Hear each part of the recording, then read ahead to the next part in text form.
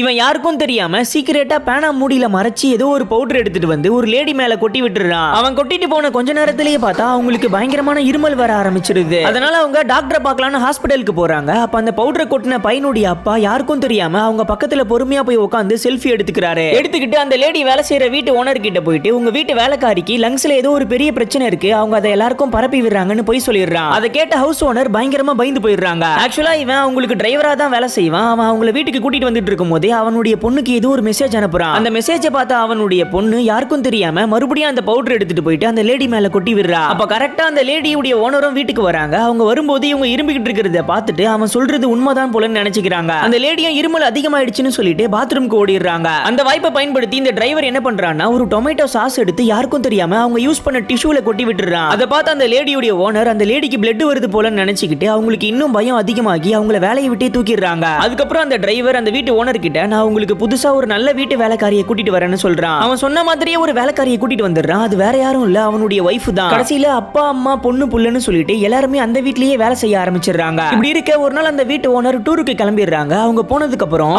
அப்புறம் இவங்க ஃபேமிலியா ஒன்னா சேர்ந்து அந்த பங்களாவே இவங்களது மாதிரி ஜாலியா என்ஜாய் பண்ண ஆரம்பிச்சிடுறாங்க. அவங்க இப்படி ஜாலியா என்ஜாய் பண்ணிக்கிட்டு இருக்கும் போதே திடீர்னு யாரோ காலிங் பெல் அடிக்கிறாங்க. யாரா அதுன்னு கேமரா வழியா பார்த்தா ஏற்கனவே இந்த வீட்ல வேலை செஞ்சுக்கிட்டு இருந்த லேடி இவங்களை தேடி வந்திருக்காங்க.